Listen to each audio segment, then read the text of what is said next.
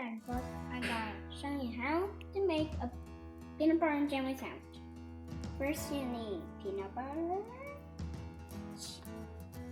jelly, and sandwich. So, first, take the peanut butter.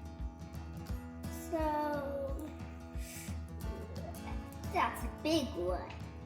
So next, you have to spread it all out.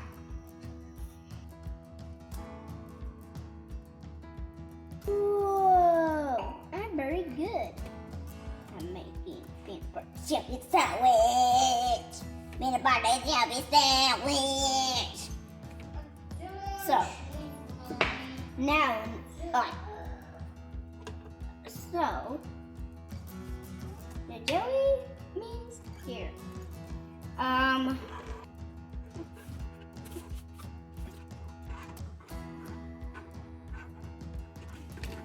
Okay, and then spread it out again.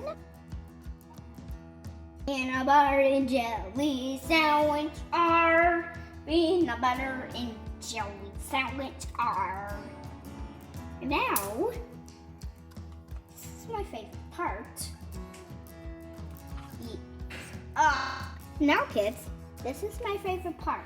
Eat it up. Good.